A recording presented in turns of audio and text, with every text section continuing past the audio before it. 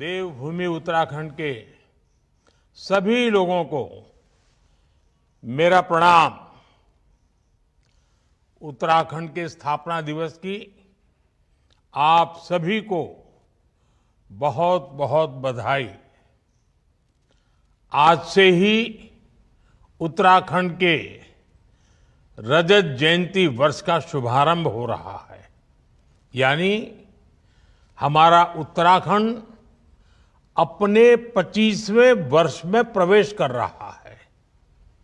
हमें अब उत्तराखंड के उज्जवल भविष्य के लिए अगले 25 वर्ष की यात्रा शुरू करनी है।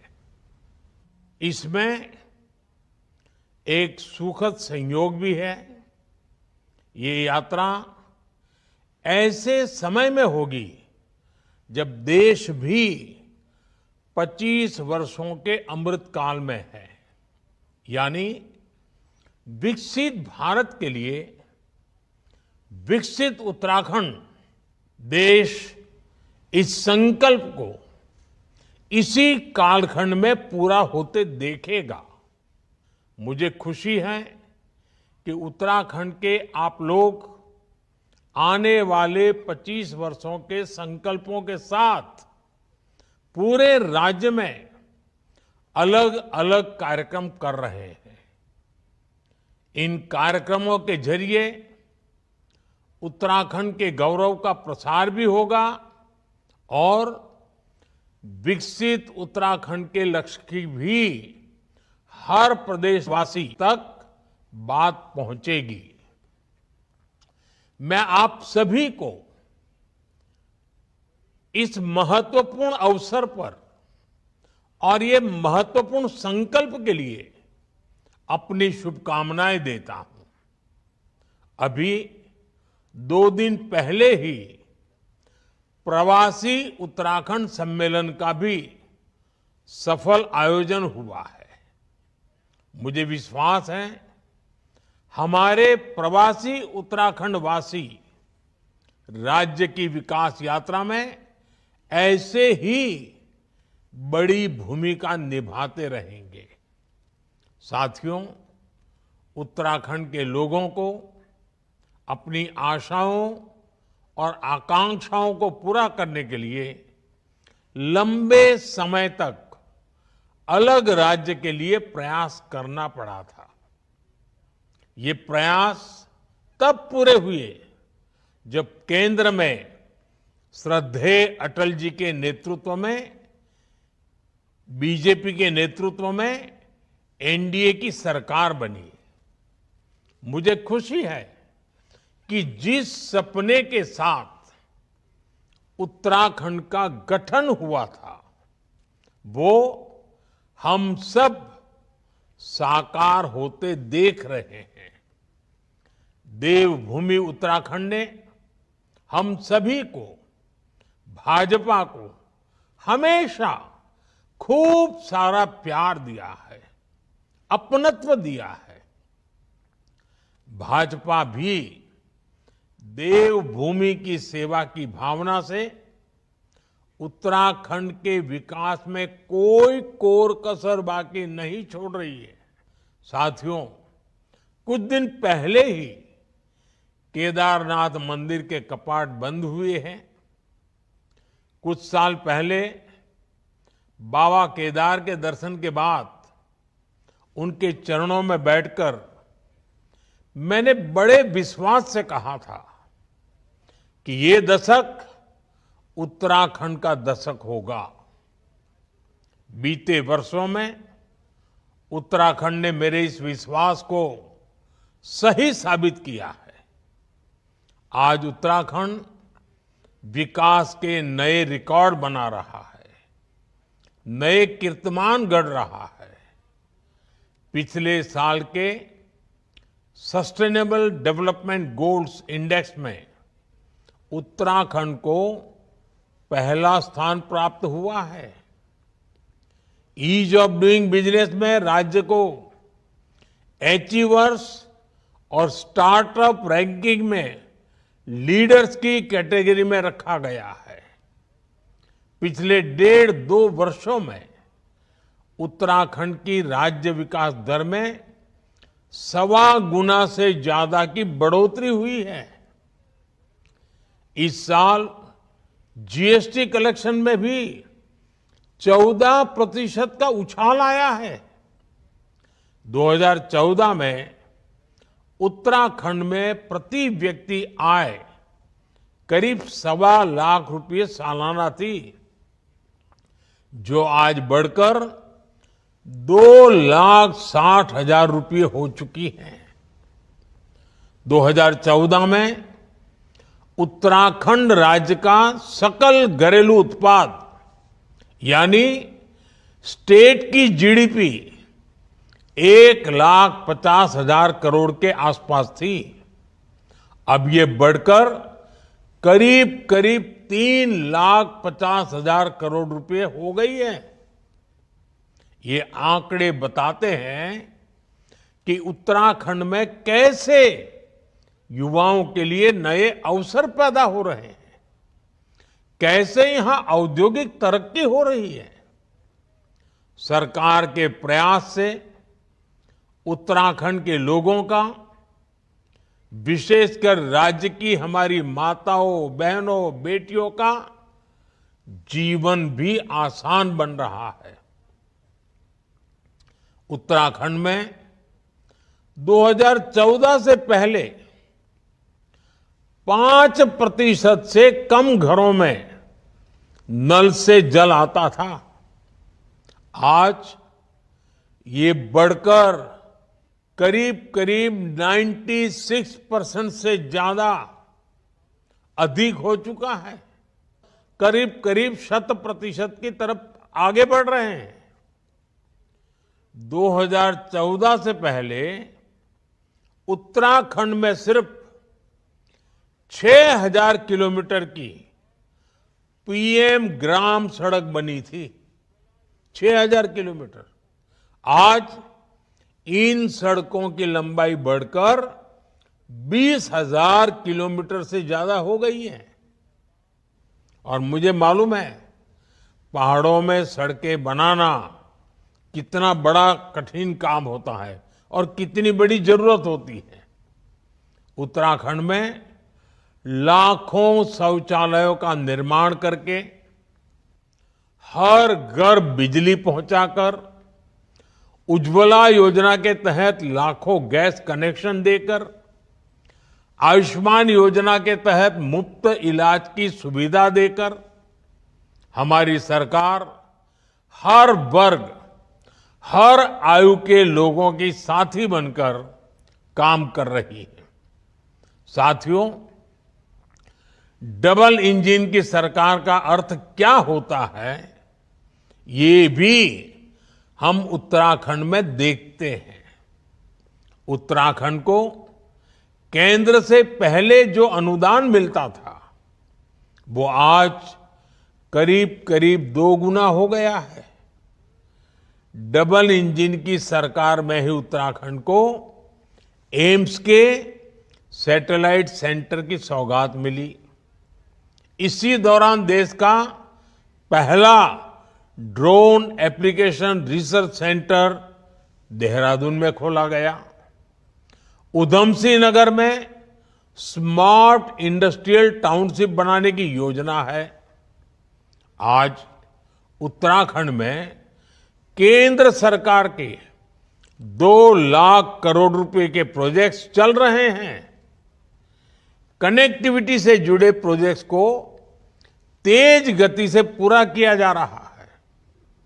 ऋषिकेश, कर्णप्रयाग रेल परियोजना को 2026 तक पूरा करने की तैयारी है। उत्तराखंड के 11 स्टेशनों को अमृत स्टेशनों के रूप में विकसित किया जा रहा है। देहरादून दिल्ली एक्सप्रेसवे के पूरा होने के बाद दोनों शहरों की दूरी 2.5 घंटे में तय कर ली जाएगी। यानी एक तरह से उत्तराखंड में विकास का महायज्ञ चल रहा है, जो इस देवभूमि की गरिमा को भी बढ़ा रहा है।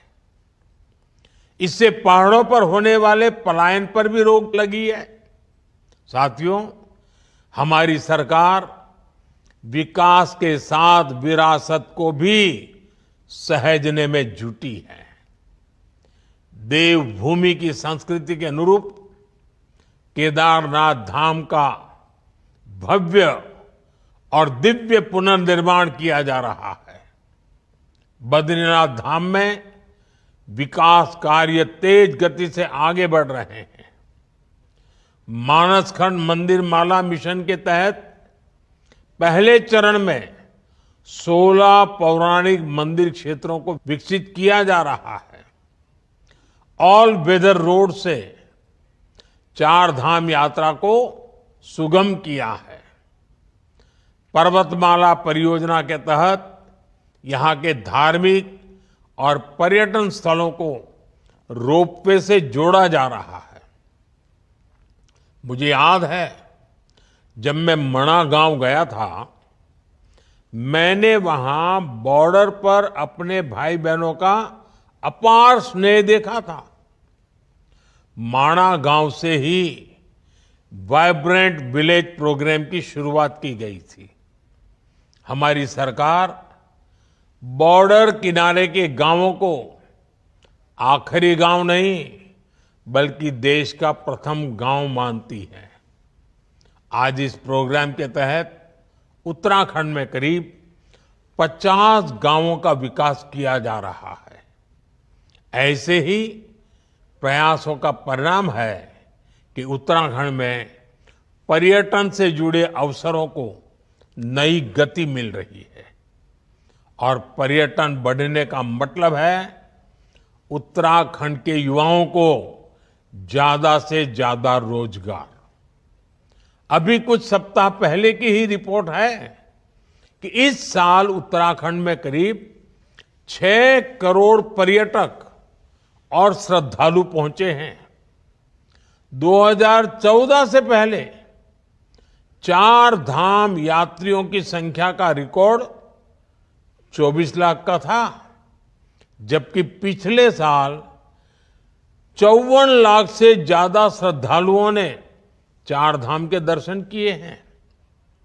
इससे होटल से लेकर होम स्टे वालों को, टैक्सी से लेकर टेक्सटाइल वालों को, सभी को बहुत लाभ हुआ है।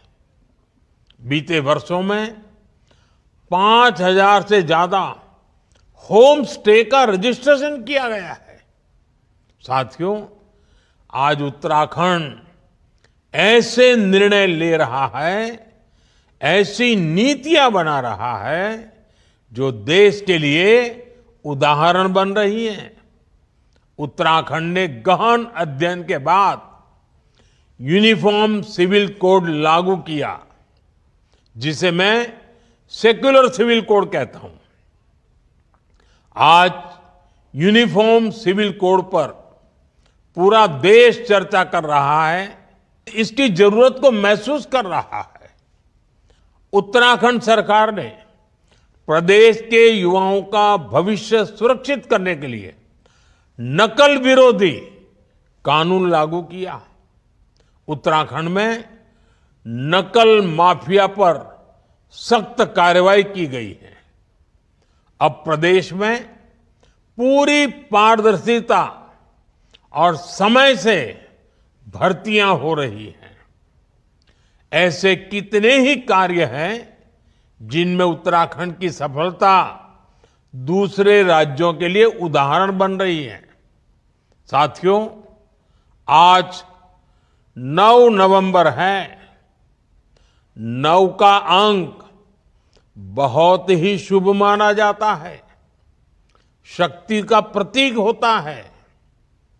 आज मैं आपसे और उत्तराखंड आने वाले यात्रियों, श्रद्धालुओं से 9 आग्रह करना चाहता हूं।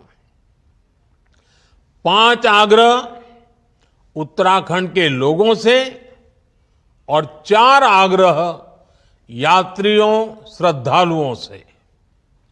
साथियों, आपकी बोलियां काफी समृद्ध है। गढ़वाली, कुमाऊनी, जौनसारी ऐसी बोलियों का संरक्षण बहुत जरूरी है। मेरा पहला आग्रह है कि उत्तराखंड के लोग अपनी आने वाली पीढ़ियों को जरूर ये बोलियां सिखाएं। ये बोलियां उत्तराखंड की पहचान को मजबूत बनाने के लिए भी जरूरी है। देवभूमि के लोग प्रकृति और पर्यावरण के कितने बड़े प्रेमी होती है, ये पूरा देश जानता है। उत्तराखंड तो गौरा देवी की भूमि है और यहां हर महिला मां नंदा का रूप है। बहुत आवश्यक है कि हम प्रकृति की रक्षा करें। इसलिए मेरा दूसरा आग्रह है, एक पेड़ मां के नाम। हर किसी ने इस आंदोलन को आगे बढ़ाना है। आजकल आप देख रहे हैं, देश भर में ये अभियान तेज गति से चल रहा है। उत्तराखंड भी इस दिशा में जितनी तेजी से काम करेगा, उतना ही हम क्लाइमेट चेंज की चुनौती से लड़ पाएंगे। उत्तराखंड में तो नौलों धारों की पूजा की परंपरा है। आप सभी नदी नौलों का संरक्षण करें। पानी की स्वच्छता को बढ़ाने वाले अभियानों को गति दें।